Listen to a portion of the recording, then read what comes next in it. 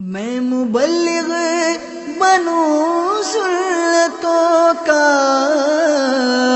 خوب چرچا کروں سنتوں کا، ہو کرم بہر خاک مدینہ۔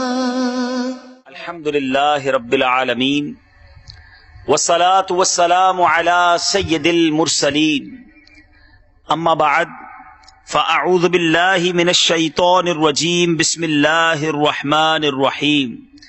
پڑھیے الصلاة والسلام علیک یا رسول اللہ وعلی آلک واصحابک یا حبیب اللہ۔ الصلاة والسلام علیک یا نبی اللہ وعلی آلک واصحابک یا نور اللہ۔ نویت سنت الاعتکاف۔ میٹھے میٹھے اسلامی بھائیوں اور مدنی چینل کے ناظرین، جب بھی مسجد میں داخل ہوں یاد آنے پر نفلی اعتکاف کی نیت فرما لیا کریں۔ جب تک مسجد میں رہیں گے نفلی اعتکاف کا ثواب حاصل ہوتا رہے گا، اور ضمناً مسجد میں کھانا پینا بھی جائز ہو جائے گا۔ درود پاک پڑھنے کے بے شمار فضائل و برکات ہیں۔ نبی رحمت شفیع امت صلی اللہ تعالی علیہ وسلم کا فرمان دل نشین ہے، جب جمعرات کا دن آتا ہے اللہ عز و جل فرشتوں کو بھیجتا ہے جن کے پاس چاندی کے کاغذ اور سونے کے قلم ہوتے ہیں۔ وہ جمعرات اور شب جمعہ مجھ پر کثرت سے درود پاک پڑھنے والوں کے نام لکھتے ہیں۔ مدنی چینل کے ناظرین بھی جتنا ہو سکے شب جمعہ پھر روز جمعہ درود پاک کثرت سے پڑھیں، انشاءاللہ اس کی خاص برکتیں نصیب ہوں گی۔ پڑھتا رہوں کثرت سے درود ان پہ صدا میں، پڑھتا رہوں کثرت سے درود ان پہ صدا میں، اور ذکر کا بھی شوق پائے غوث و رضا دے۔ صلو علی الحبیب صلی اللہ تعالی علی محمد صلی اللہ علیہ وسلم۔ میٹھے میٹھے اسلامی بھائیوں اور مدنی چینل کے ناظرین، حصول ثواب کی خاطر بیان سننے سے پہلے اچھی اچھی نیتیں کر لیتے ہیں۔ فرمان مصطفیٰ صلی اللہ تعالی علیہ وسلم، نیت المؤمن خیر من عملی، مسلمان کی نیت اس کے عمل سے بہتر ہے۔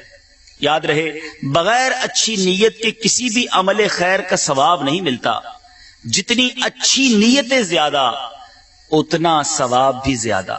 تو آئیے میں کچھ نیتوں کا اظہار کرتا ہوں انشاءاللہ کہہ کر ان نیتوں کو آپ بھی اپنے دل کے مدنی گلدستے میں سجاتے جائیے۔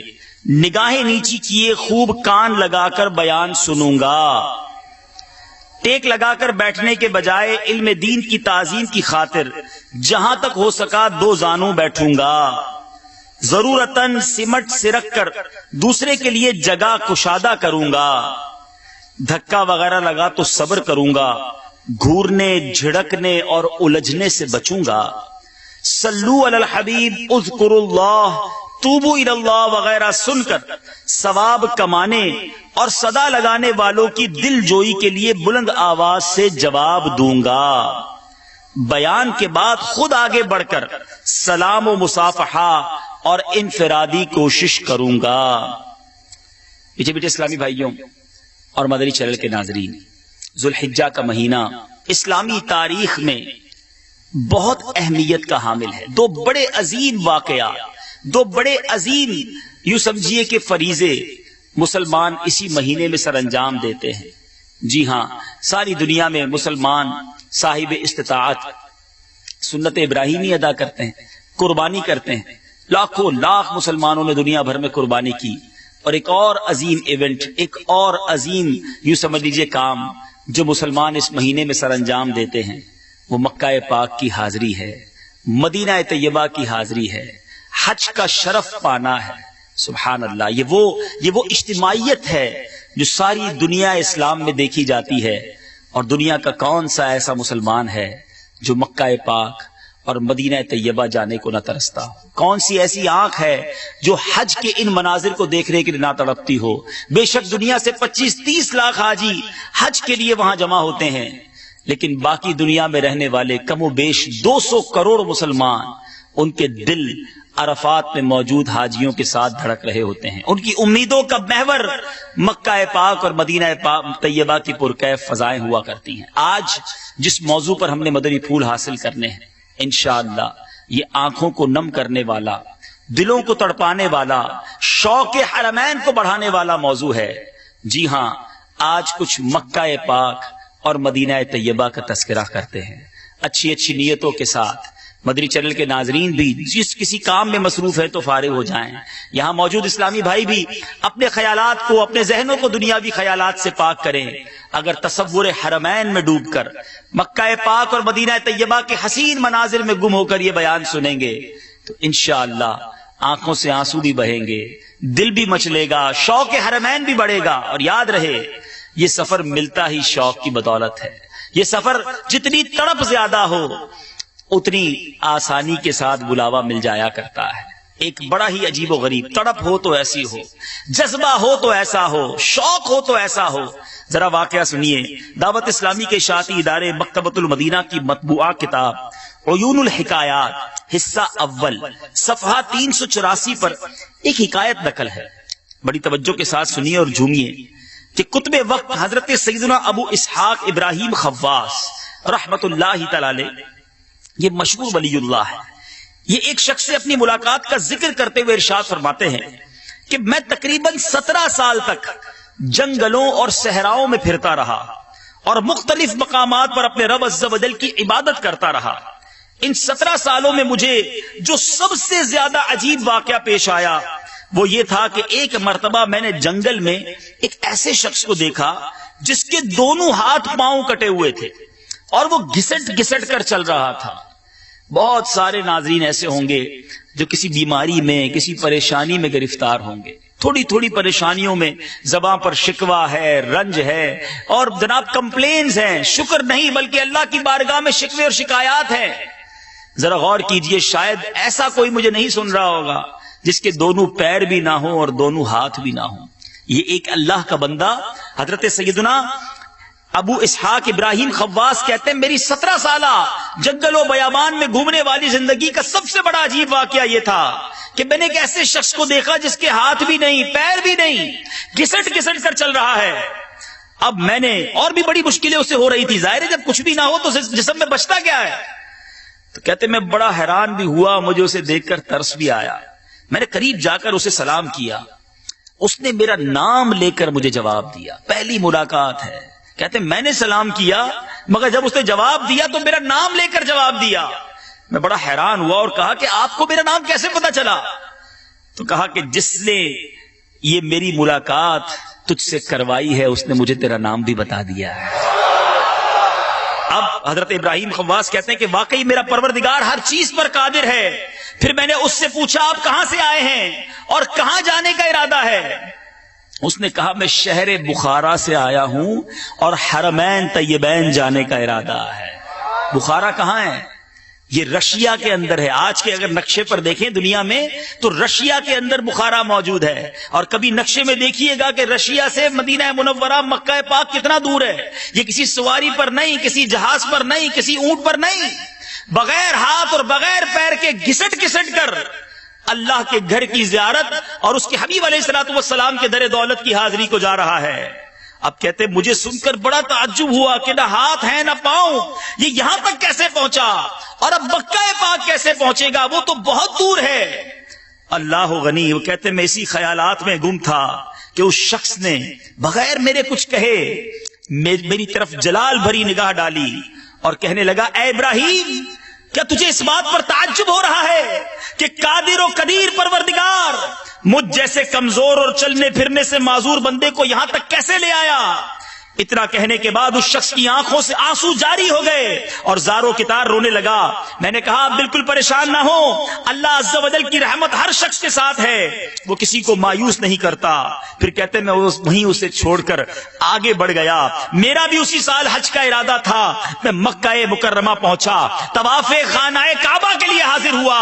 حضرت ابراہیم خواص رحمت اللہ تعالی علیہ کہتے ہیں وہاں جا کر میری حیرت کی انتہا نہ رہی کہ مجھ سے پہلے وہ دیوانہ مکہ پاک میں موجود تھا. میں طواف طواف شروع کرتا، اس سے پہلے وہ گھسٹ گھسٹ کر طواف کر رہا تھا۔ یہ ہے میرے میٹھے اسلامی بھائیوں حرمین کی حاضری کا شوق، یہ ہے طلب کہ چاہے اسباب نہیں، ارے جسمانی کیفیت بھی ایسی نہ تھی، مگر اللہ کے گھر کی زیارت کرنی ہے تو گھسٹ گھسٹ کر روانہ ہو رہا ہے۔ اور حضرت ابراہیم خواص کہتے ہیں میری حیرت کی انتہا نہیں رہی، اس کی رفتار کیسی تھی، یہ پہنچا کیسے، اور مجھ سے پہلے وہ کہتے ہیں کہ وہ طواف میں مشغول ہے۔ یاد رکھیے بہت سارے اسلامی بھائی سوچتے رہتے ہیں کہ ہم کیسے مکہ پاک کو دیکھیں گے، ہم کیسے مدینہ طیبہ کو جائیں گے، ارے ہم حج کو کیسے جائیں گے، ہم تو کراچی کے باہر کہیں نہیں گئے، ہم اپنے وطن سے باہر کبھی نہیں گئے، ہماری حاضری کیسے ہوگی۔ یہ سوچنا چھوڑ دیجئے، یہ سوچنا میرا اور آپ کا کام نہیں، اصل بات بلاوے کی ہے، اصل بات شوق کی ہے۔ اپنی دعاؤں میں، اپنی التجاؤں میں حرمین طیبین کی حاضری کا شوق رکھیے، اللہ رب العالمین کی بارگاہ میں التجا کرتے رہیے۔ ارے وہی خالق اسباب بھی ہے، وہی مسبب الاسباب بھی ہے، ارے میرے پاس اسباب نہیں تو کیا ہوا، میں اس رب کا بندہ ہوں جو خالق اسباب ہے، وہ جب چاہے گا جیسے چاہے گا ہمارے لیے اسباب مہیا کر دے گا۔ امیر اہل سنت کتنے پیارے انداز میں اپنے رب عز و جل کی بارگاہ میں حج کی التجا پیش کرتے ہیں، ہم بھی اللہ رب العالمین کی بارگاہ میں اپنے لیے آئندہ سال حج کی سعادت کی التجا کرتے ہیں۔ امیر علیہ سنت لکھتے ہیں نا، یا خدا ایسے اسباب پاؤں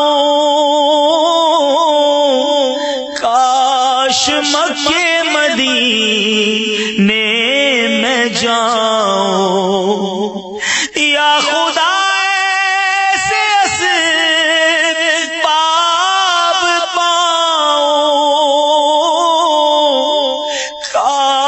مکے مدینے میں جاؤں، مجھ کو ارمان حج کا بڑا ہے، یا خدا تجھ سے میری دعا ہے، مجھ کو ارمان حج کا بڑا ہے، یا خدا تجھ سے میری دعا ہے۔ ان دونوں شہروں کی بھی کیا بات ہے، آؤ پہلے کچھ مکے کی بات کرتے ہیں، کچھ کعبے کا تذکرہ کرتے ہیں۔ اللہ اکبر، یقین جانے آپ نے کتنی بار ہی تصویروں میں کعبہ دیکھا ہو، آپ نے کتنی بار ہی ویڈیو کلپ کے اندر طواف خانہ کعبہ دیکھا ہو، یقین مانیں جب بندہ عین کعبے کے سامنے پہنچتا ہے ہکا بکا رہ جاتا ہے، اسے یقین نہیں آتا کہ میں واقعی کعبہ مشرفہ کے سامنے آ گیا ہوں، واقعی کعبہ مشرفہ میری نگاہوں کے سامنے، ہاں ہاں جس مالک کا بندہ ہوں اس مولا کا گھر میرے سامنے ہے، ارے وہ جگہ میرے سامنے ہے جہاں رحمتوں کا نزول ہو رہا ہے، وہ جگہ میرے سامنے ہے کہ جس جگہ کا طواف میرے آقا نے کیا ہے، جس جگہ کا تذکرہ قرآن مجید میں موجود ہے۔ آؤ آؤ قرآن پاک کی آیات سناتا ہوں کہ کعبہ مشرفہ کا تذکرہ اللہ رب العالمین نے قرآن پاک میں کس پیارے انداز میں کیا۔ چنانچہ پارہ 4 سورہ آل عمران کی آیت نمبر 96 میں اللہ تبارک و تعالیٰ کا فرمان عظمت نشان ہے، ان اول بیت وضع للناس للذی ببکۃ مبارکا وہدی للعالمین۔ ترجمہ کنز ایمان، بے شک سب میں پہلا گھر جو لوگوں کی عبادت کو مقرر ہوا وہ ہے جو مکہ میں ہے، برکت والا اور سارے جہان کا رہنما۔ صدر الافاضل حضرت علامہ مولانا سید مفتی محمد نعیم الدین مراد آبادی علیہ رحمت اللہ الہادی اس آیت مقدسہ کے تحت فرماتے ہیں کہ اس میں بتایا گیا کہ سب سے پہلا مکان جس کو اللہ تعالی نے اپنی اطاعت و عبادت کے لیے مقرر کیا، نماز کا قبلہ، حج اور طواف کا مقام بنایا، جس میں نیکیوں کے ثواب زیادہ ہوتے ہیں، وہ کعبہ معظمہ ہے جو شہر مکہ معظمہ میں واقع ہے۔ اللہ اللہ، مکہ پاک کی قسم رب نے قرآن میں ارشاد فرمائی، چنانچہ پارہ 30 سورہ بلد کی آیت نمبر 1 سے لے کر 3 میں ارشاد ہوتا ہے، لا اقسم بہذا البلد وَأَنْتَ حِلٌّ بِهَذَا الْبَلَدِ وَوَالِدٍ وَمَا وَلَدَ. ترجمہ کنز ایمان، مجھے اس شہر کی قسم کہ اے محبوب تم اس شہر میں تشریف فرما ہو، اور تمہارے باپ ابراہیم کی قسم اور اس کی اولاد کی کہ تم ہو. سبحان اللہ. ذرا غور کیجئے اس شہر کا مرتبہ کیسا ہوگا، کتنا عرفہ اور اعلیٰ مقام ہے کہ خود اللہ عز و جل قرآن مجید فرقان حمید میں اس مبارک شہر کی قسم ارشاد فرما رہا ہے. تو پھر کیوں نہ لندن و پیرس کے سپنے چھوڑ کر ہم مکہ پاک اور مدینہ طیبہ کی یادوں کو دل میں بسائیں. ارے جس شہر کا تذکرہ قرآن میں موجود ہے، جہاں رحمتوں کے نزول کی باتیں رب نے قرآن میں فرمائی ہیں، اور جس شہر کی قسم میرا رب ارشاد فرماتا ہے. امام عشق و محبت اعلیٰ حضرت کیا خوب ارشاد فرماتے ہیں. ذرا غور کیجئے قرآن نے کیا کہا، لا اقسم بہذا البلد وانت حل بہذا البلد.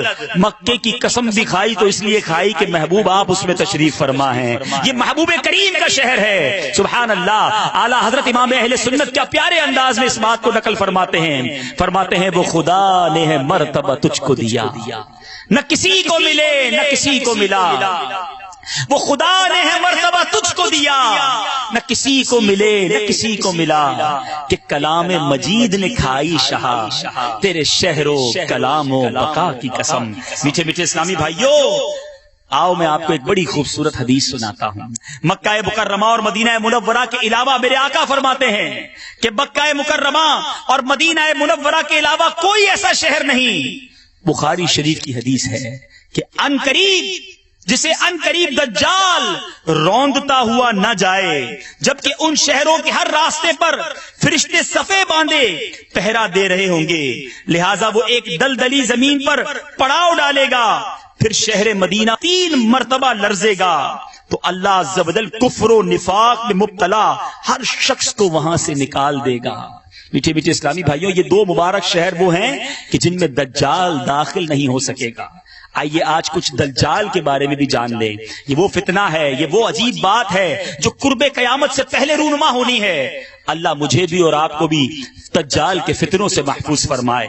صدر الشریعہ بدر الطریقہ مفتی امجد علی اعظمی دجال کے بارے میں فرماتے ہیں کہ 40 دن میں حرمین طیبین کے علاوہ وہ پوری زمین کا گشت کر لے گا، پوری زمین کا دورہ کر لے گا.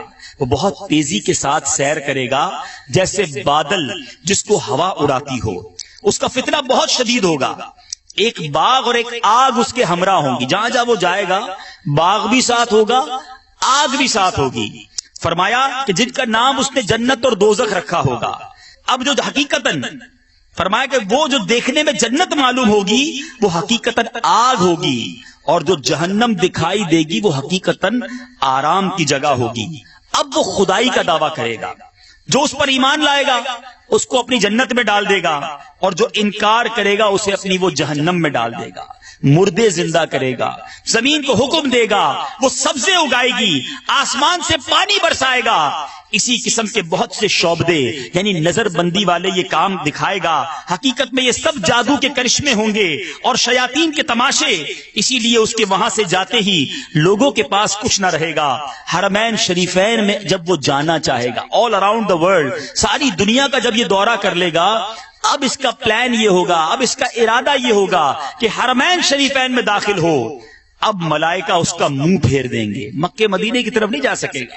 پھر مدینہ منورہ میں 3 زلزلے آئیں گے کہ وہاں جو لوگ بظاہر مسلمان بنے ہوں گے اور دل میں کافر ہوں گے، جو علم الہی میں دجال پر ایمان لا کر کافر ہونے والے ہیں، ان زلزلوں کے خوف سے وہ شہر سے باہر نکل جائیں گے، بھاگ جائیں گے اور دجال کے فتنے میں مبتلا ہو جائیں گے. رب کریم دجال کے فتنوں سے ہم سب کو محفوظ فرمائے. میٹھے میٹھے اسلامی بھائیوں، بات ہو رہی ہے مکہ پاک کی، بات ہو رہی ہے وہاں جانے کے شوق کی. آپ کے شوق میں مزید، ہم سب کے شوق میں مزید برکت ہو. ایک اور واقعہ سنتے ہیں.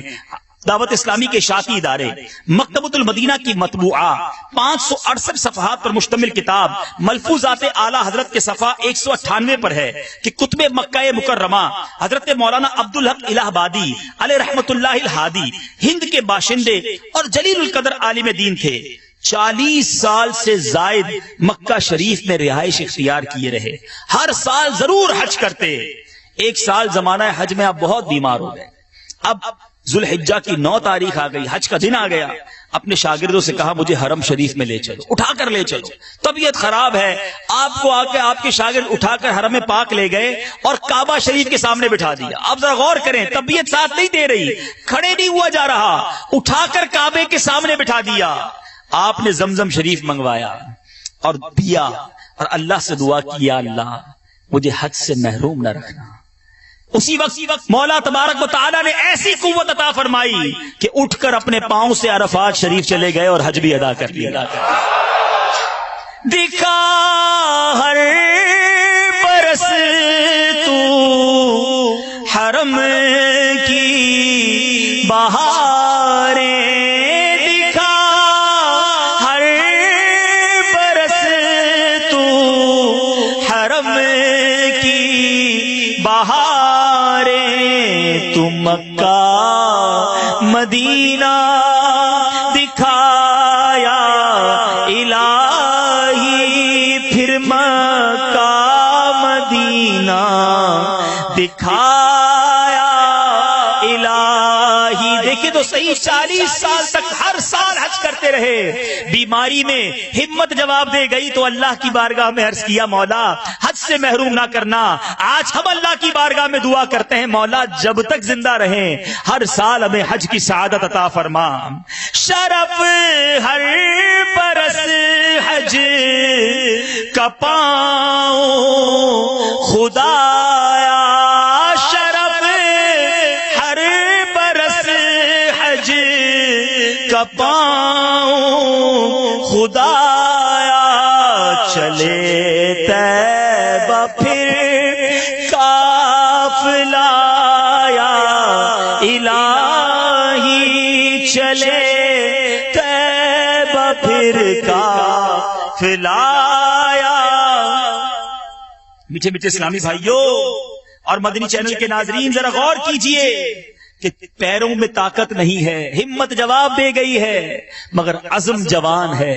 اللہ کی بارگاہ میں پھر بھی التجا ہے کہ مولا پھر حج کرنا ہے، اللہ ہمیں بھی شوق حرم عطا فرمائے، حقیقی معنوں میں مکہ پاک اور مدینہ طیبہ جانے کی تڑپ نصیب کرے۔ اب زمزم کی بھی کچھ بات کر لیتے ہیں، کیا مبارک پانی ہے، اللہ بار بار مکہ پاک جانا نصیب بھی کرے۔ آپ نے تبرکن زمزم تو اپنے وطن میں پیا ہوگا، مگر خدا کی قسم جب کعبہ مشرفہ آنکھوں کے سامنے ہو، ہاتھ میں زمزم کا پیالہ ہو، اس وقت جو زمزم پینے کا لطف ہے، آنکھیں کعبے کو دیکھ رہی ہوں، رب کی بارگاہ میں التجا ہو رہی ہو اور بندہ وہ مقدس پانی پیتا ہے۔ اے اللہ آج اس اجتماع کے صدقے ہمیں جلدی جلدی کعبے کی زیارت عطا فرما اور کعبے کے سامنے کھڑے ہو کر ہمیں زمزم پینا نصیب فرما۔ ارے ہمیں کیوں زمزم سے پیار ہے، ہمارا یہ جی کیوں چاہتا ہے کہ ہم بار بار زمزم پیئیں، یہ کوئی اور وجہ نہیں۔ ہاں میرے آقا مدینے والے مصطفیٰ صلی اللہ تعالی علیہ وسلم نے اس مبارک پانی کے فضائل ایسے بیان کیے۔ سنو سنو، میرے آقا مدینے والے مصطفیٰ صلی اللہ تعالی علیہ وسلم کا فرمان عالی شان ہے، آب زمزم ہر اس مقصد کے لیے ہے جس مقصد کے لیے اسے پیا جائے۔ اگر تم اسے شفا کی غرض سے پیو گے تو اللہ تمہیں شفا دے گا، اگر تم اسے پناہ حاصل کرنے کے لیے پیو گے اللہ تمہیں پناہ عطا فرمائے گا، اگر تم اسے اپنی پیاس بجھانے کے لیے پیو گے اللہ عز و جل تمہاری پیاس بجھا دے گا۔ اس حدیث کے راوی بیان کرتے ہیں حضرت سیدنا ابن عباس رضی اللہ تعالی عنہما جب آب زمزم پیتے تو کیا دعا کرتے؟ اللہم انی اسألک علما نافعا ورزقا واسعا وشفاء من کل داء۔ اے اللہ میں تجھ سے نفع دینے والا علم، کشادہ رزق اور ہر بیماری سے شفا کا سوال کرتا ہوں۔ اے اللہ ہم تجھ سے دعا کرتے ہیں، ہم دور ہیں مکے سے، مگر میرے مولا کوئی ایسا دن لکھ دے مکہ پاک جا کر جی بھر کر کعبے کو دیکھ کر آب زمزم پینا نصیب ہو، اور آب زمزم اپنے وطن میں بھی پیئیں تو خوب دعا کر کر التجا کر کے پیئیں۔ کیا خوب شعر ہے، یہ زمزم اس لیے ہے جس لیے اس کو پیے کوئی، یہ زمزم اس لیے ہے جس لیے اس کو پیے کوئی، اسی زمزم میں جنت ہے، اسی زمزم میں کوثر ہے۔ میٹھے میٹھے اسلامی بھائیوں، امیر اہل سنت نے اپنی کتاب عاشقان رسول کی 130 حکایات میں مکہ پاک کی جو خصوصیات بیان کی ہیں، سبحان اللہ، سنتے جائیے، جھومتے جائیے اور کعبے کے دیدار کی تڑپ کو بڑھاتے جائیے۔ مکے کو وہ شرف حاصل ہوا ہے کہ سب رسولوں کا افسر، رب کے محبوب رحمت للعالمین صلی اللہ تعالی علیہ وسلم جس شہر میں پیدا ہوئے وہ مکہ مکرمہ ہی ہے۔ میرے آقا کی ولادت گاہ مکہ پاک میں ہے۔ پیارے آقا نے دین اسلام کی تبلیغ کا آغاز یہیں سے فرمایا۔ ہاں یہی کعبہ مشرفہ ہے، یہی اس کا طواف کیا جاتا ہے۔ ساری دنیا میں کہیں بھی نماز پڑھ لیں، نماز پڑھنے والے کا رخ کعبے کی طرف ہوتا ہے، گویا مکے کی طرف ہم رخ کر کے نماز پڑھتے ہیں۔ مسجد الحرام یہی ہے جس میں ایک نماز کا ثواب 1,00,000 نماز کے برابر ہے۔ آب زمزم کا کنواں، حجر اسود، مقام ابراہیم، صفا مروہ وہیں تو موجود ہیں۔ میقات کے باہر سے آنے والے بغیر احرام کے مکہ مکرمہ میں داخل نہیں ہو سکتے۔ دنیا بھر سے مسلمان حج کی سعادت پانے کے لیے وہیں حاضر ہوتے ہیں۔ جو اس شہر مقدس میں داخل ہو جائے امن پانے والا ہوگا۔ اس کا کچھ وقت یہاں گرمی پر صبر کر لینے والے کو جہنم کی آگ سے دور کر دیا جاتا ہے۔ ارے واہ، ذرا سنو تو صحیح، مکہ پاک میں غار ہرا ہے جہاں میرے آقا پر پہلی وحی نازل ہوئی۔ وہاں ہر موسم کے پھل ملتے ہیں۔ معراج اور چاند کے 2 ٹکڑے کرنے والے عظیم معجزات یہ دونوں مکہ مکرمہ میں ہوئے۔ دنیا کا سب سے پہلا پہاڑ وہیں واقع ہے۔ پیارے آقا علیہ الصلوۃ والسلام نے، یاد رکھے مدری چینل کے ناظرین، نبی پاک کی عمر مبارک ظاہری حیات طیبہ 63 سال ہے، اور ان 63 سالوں میں سے 53 سال 53 ایئرز نبی پاک علیہ الصلوۃ والسلام نے مکہ پاک میں گزارے ہیں۔ گویا قدم قدم پر نبی پاک کی یادیں ہیں۔ میرے آقا کی ولادت وہیں ہوئی، نبی پاک کا بچپن وہیں گزرا، میرے آقا کی مبارک جوانی کے لمحات وہیں گزرے۔ مکہ پاک کی گلیوں میں میرے آقا کی یادیں ہیں۔ ارے کیوں نہ اللہ کے بندے اور محبوب علیہ الصلوۃ والسلام کے امتی مکہ پاک سے سچی محبت کریں، کیوں نہ کعبے کو دیکھنے کو آنکھیں ترسیں۔ ایسا مقدس شہر ہے۔ میٹھے میٹھے اسلامی بھائیوں، کچھ بات ہوئی ہے مکے کی، ورنہ بات سچی یہ ہے کہ اگر ساری رات ہی مکے کے فضائل بیان کیے جائیں، ساری رات ہی کعبے کے فضائل بیان کیے جائیں، بلکہ ایک رات کیا ہماری زندگی ختم ہو جائے، اس مبارک شہر کے فضائل ہم کیا بیان کر سکتے ہیں۔ مگر چونکہ آج ایک ہی بیان میں 2 مبارک شہروں کا تذکرہ کرنا ہے، تو اب چلیں بات کرتے ہیں اس شہر کی جس کے بارے میں مولانا حسن رضا خان صاحب کیا خوبصورت بات کرتے ہیں۔ اے حاجیوں، حج کر لیا نا، اب کہاں جانا ہے؟ حسن حج کر لیا، کعبے سے آنکھوں نے ضیا پائی۔ حسن حج کر لیا، کعبے سے آنکھوں نے ضیا پائی۔ چلو دیکھیں وہ بستی جس کا رستہ دل کے اندر ہے۔ حسن حج کر لیا، کعبے سے آنکھوں نے ضیا پائی۔ حسن حج کر لیا، کعبے سے آنکھوں نے ضیا پائی۔ چلو دیکھیں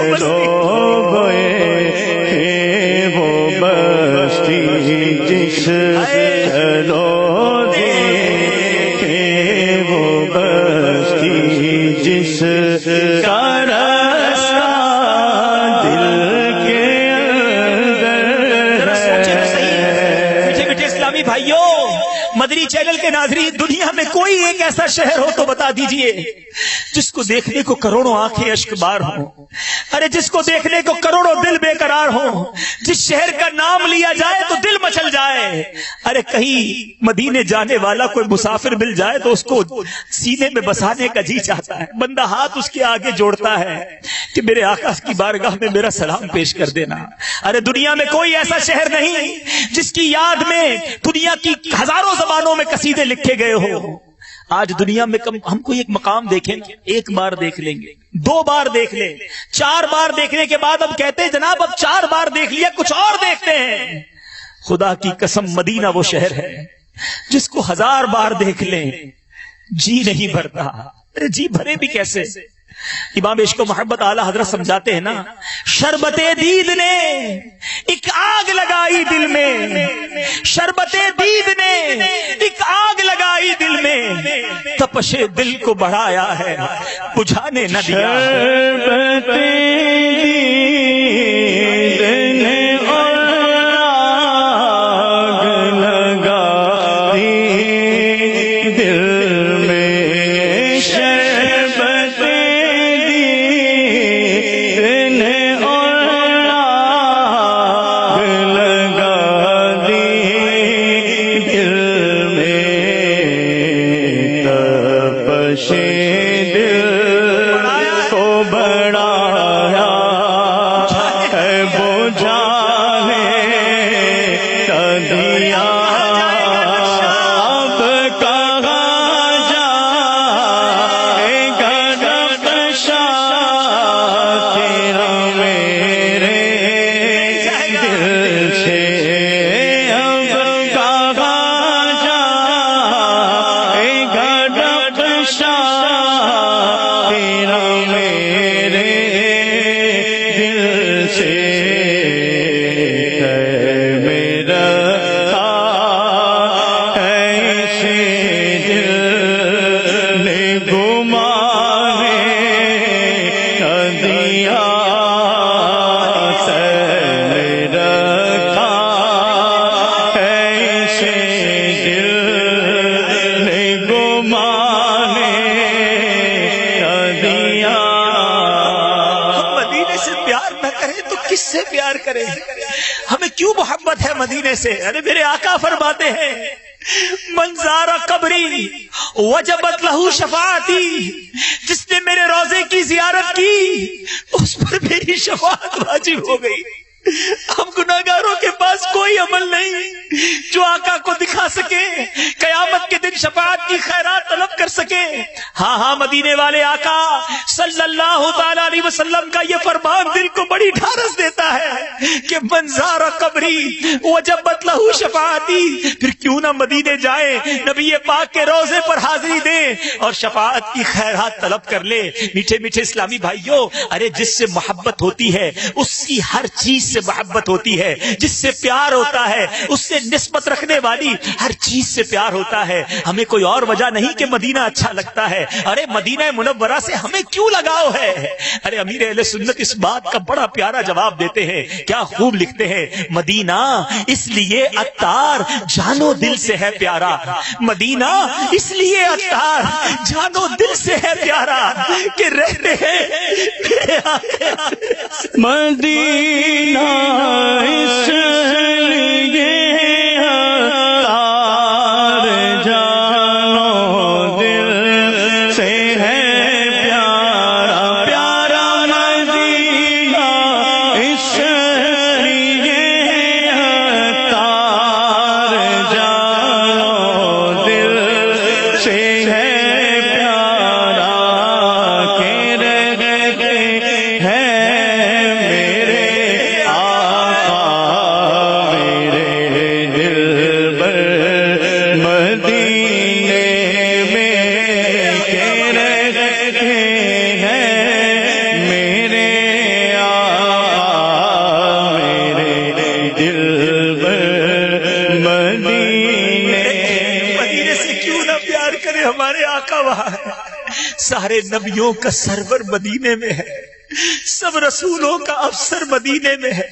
جانتے ہو مدینہ ہے کیوں دل پسند، میٹھے محبوب کا گھر مدینے میں ہے۔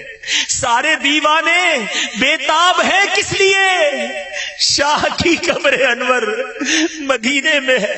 ارے اپنا تو سب کچھ مدینے میں ہے، مزہ کیا خاک آئے دور رہ کر ایسے جینے میں، مزہ کیا خاک آئے دور رہ کر ایسے جینے میں، کہ پروانہ یہاں تڑپے جنے شمع مدینے میں۔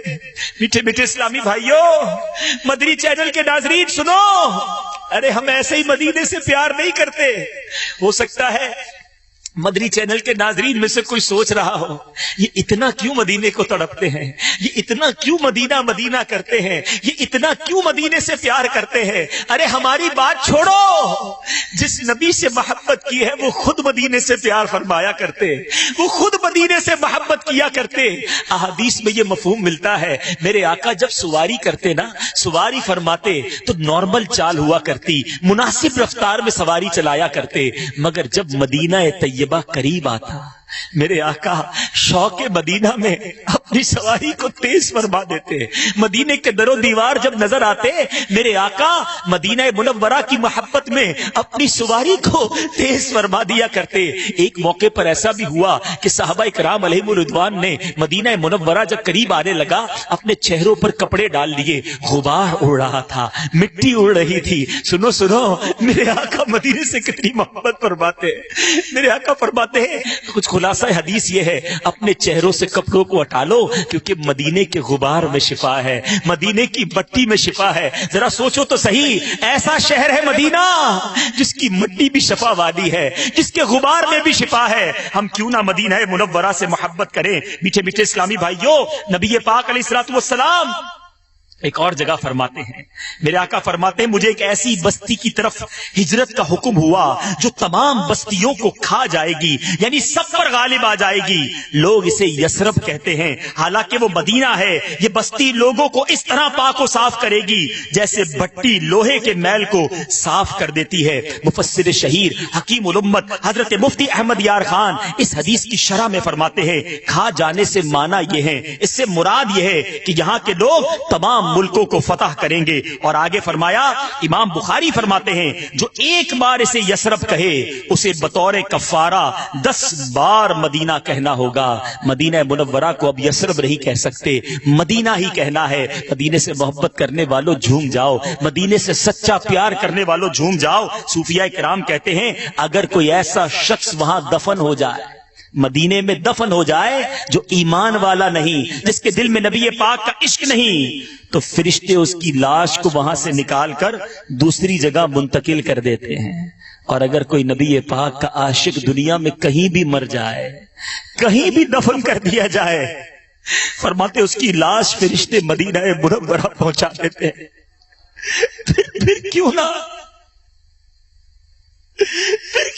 مدینے سے محبت کرے. ہمیں ہریال گنبد کے تلے قدموں میں موت آئے, ہمیں ہریال گنبد کے تلے قدموں میں موت آئے, سلامت لے کے جائے دینو مایا رسول اللہ, سلامت لے کے جائے دینو مایا رسول. سنو سنو, ہم کیوں نہ یہ تمنا کریں کہ ہمیں مدینے میں موت آئے. یہ وہ شہر ہے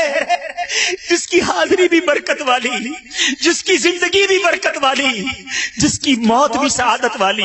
میں نہیں کہتا, میرے آقا مدینے والے مصطفیٰ فرما رہے ہیں جن کا میں نے اور آپ نے کلمہ پڑھا ہے. میرے آقا فرماتے ہیں من استطاع ان یموت بالمدینہ فلیمت بہا. میرے آقا فرماتے تم میں سے جس سے ہو سکے وہ مدینے میں مرے, تو جو مدینے میں مرے فإنی اشفع لمن. میرے آقا فرماتے ہیں کہ قیامت میں جب سب کو قبروں سے اٹھایا جائے گا, جنت البقیع والوں کی قسمتوں پر ہماری جانیں قربان. میرے آقا فرماتے سب سے پہلے میری, پھر ابو بکر و عمر کی قبریں شک ہوں گی, پھر میں جنت البقیع والوں کے پاس جاؤں گا تو وہ میرے ساتھ اٹھ کھڑے ہوں گے, اکٹھے ہوں گے. پھر میں اہل مکہ کا انتظار کروں گا حتیٰ کہ حرمین شریفین کے درمیان انہیں بھی اپنے ساتھ کر لوں گا. ارے یہ وہ سرزمین ہے جس میں جن خوش نصیبوں کو تدفین ملے گی. اللہ اللہ, قیامت کے دن نبی پاک کا ساتھ نصیب ہوگا. جبھی تو کیا خوب بات اعلیٰ حضرت لکھتے ہیں, طیبہ میں مر کے ٹھنڈے چلے جاؤ آنکھیں بند, طیبہ میں مر کے ٹھنڈے چلے جاؤ آنکھیں بند. سیدھی سڑک یہ شہر شفاعت نگر کی ہے. مدینے میں موت کی تمنا فقط ہماری نہیں, بڑے بڑے اسلاف, بڑے بڑے علماء, ان کی زندگی کا یہ خاصہ ہوا کرتا, تمنا یہ ہوا کرتی, کسی اور کی بات نہیں. حضرت عمر فاروق رضی اللہ تعالیٰ عنہ کی خاص دعا ہوا کرتی. آپ دعا کرتے, اللہم ارزقنی شہادتن فی سبیلک واجعل موتی فی بلد رسولک صلی اللہ تعالی علیہ وسلم. اے اللہ تو مجھے اپنی راہ میں شہادت نصیب کر اور اپنے رسول کے شہر میں موت عطا کر. اللہ اللہ, دعا قبول کیسی ہوئی سنو. حضرت فاروق اعظم کی یہ دعا مفتی احمد یار خان نعیمی فرماتے ہیں, سبحان اللہ, فجر کی نماز, مسجد نبوی, محراب نبی اور پیارے آقا کے مصلی پر شہادت نصیب ہوئی اور نبی پاک کے ساتھ روضے میں تدفین نصیب ہوئی. اللہ تعالیٰ فاروق اعظم کے صدقے, ان کی شہادت کے صدقے ہمیں مدینے کے سوا کہیں اور موت نہ عطا فرمائے. جنت البقیع ہم سب کا مقدر بن جائے. بس یہ اپنی دعاؤں میں حصہ مانگا کرو. میٹھے اسلامی بھائیوں, آئیے بیان کے آخر میں کچھ اللہ والوں کی بات کرتے ہیں. میں اور آپ بھی مدینے جانے کی تمنا رکھتے ہیں. ہم میں سے کئی ایسے ہوں گے جو مدینہ دیکھا ہے. ارے ہم گئے تو کیا گئے, دیکھو اللہ والے کیسے جاتے ہیں, جاتے ہیں تو کس انداز سے جاتے ہیں. امام مالک رضی اللہ تعالیٰ عنہ کروڑوں مالکیوں کے پیشوا ہیں. آپ نے زندگی مدینے میں گزاری, مگر جتنا عرصہ مدینے میں رہے ساری زندگی چپل نہ پہنے. رفع حاجت کے لیے مدینہ منورہ سے باہر تشریف لے جاتے.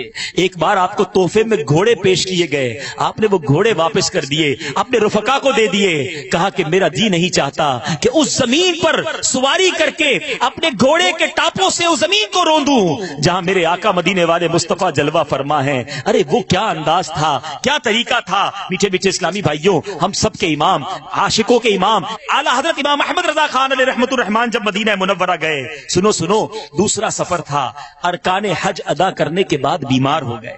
مگر آپ فرماتے ہیں بیماری کے لمبا ہو جانے سے زیادہ مجھے نبی پاک کے دربار میں حاضری کی فکر تھی. بخار نے شدت اختیار کی, لیکن میں نے اسی حالت ہی میں مدینہ منورہ کا حاضری کا ارادہ کر لیا. مکہ شریف کے علماء کہنے لگے آپ شدید بیمار ہیں اور سفر بھی کافی لمبا ہے, اپنا ارادہ بدل دیجئے, اب مدینہ طیبہ نہ جائیے. عاشقوں کے امام نے تڑپ کر کیا جواب دیا, کہتے ہیں اگر سچ پوچھئے تو در حقیقت میرے یہاں آنے کا اصل مقصد یہی ہے, مدینہ منورہ کی زیارت ہے. دونوں بار اسی نیت سے گھر سے چلا تھا. معاذ اللہ اگر زیارت مدینہ نہ ہو تو حج کا کچھ مزہ نہیں آتا. انہوں نے پھر روکا, میری حالت یاد دلائی. میں نے ان کے سامنے یہ حدیث پاک پڑھی, من حج فلم یزرنی فقط جفانی, کہ جس نے حج کیا میری قبر کی زیارت نہ کی اس نے مجھ پر ظلم کیا. علماء کرام نے فرمایا آپ تو پہلے بھی زیارت کر چکے ہیں. اعلیٰ حضرت فرماتے میرے نزدیک حدیث کا یہ مطلب نہیں کہ جتنے حج کرنے ہیں کرو اور زندگی میں ایک بار حاضری دے دو. حج کے ساتھ مدینے کی حاضری لازمی ہے, سرکار کے قدموں کی حاضری لازمی ہے. آپ دعا فرمائیں میں سرکار کے قدموں تک پہنچ جاؤں, بس پہنچ جاؤں, ایک بار حاضری ہو جائے پھر میرا دم نکل جائے. مجھے اس کی کوئی تمنا نہیں. اعلیٰ حضرت کا عشق کیسا تھا, کیا خوب انداز میں سمجھاتے ہیں.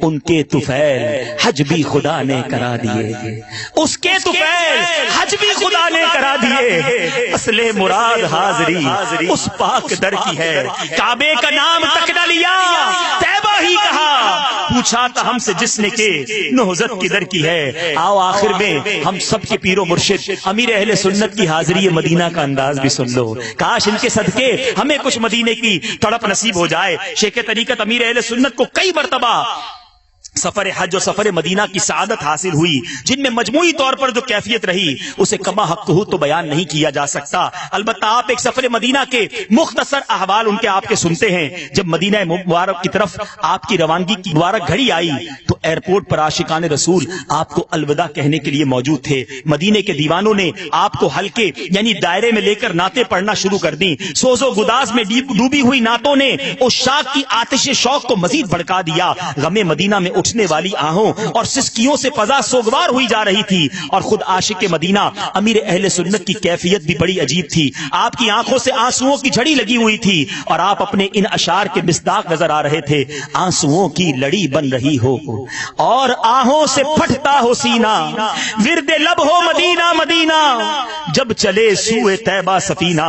عشق و الفت کا یہ نرالا انداز ہر ایک کی سمجھ میں تو نہیں آ سکتا، کیونکہ حاضری مدینہ کے لیے جانے والے تو عموماً خوش ہوتے ہیں، مبارکبادیاں وصول کرتے ہوئے جاتے ہیں، اور یہ کوئی ناجائز بھی نہیں۔ البتہ امیر اہل سنت اپنے کلام میں ایسے زائرین کا مدنی ذہن بناتے ہوئے فرماتے ہیں، اے زائر مدینہ تو خوشی سے ہنس رہا ہے، اے زائر مدینہ تو خوشی سے ہنس رہا ہے، دل غم زدہ دلاتا تو کچھ اور بات ہوتی۔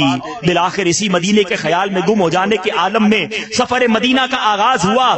جوں جوں منزل قریب آتی رہی، آپ کے عشق کی شدت بھی بڑھتی رہی۔ اس پاک سرزمین پر پہنچتے ہی آپ نے جوتے اتار لیے۔ اللہ اللہ، مزاج عشق رسول سے اس قدر جان پہچان رکھنے والے کو خود ہی اپنے کلام میں کیا خوب ہمیں سمجھا رہے ہیں۔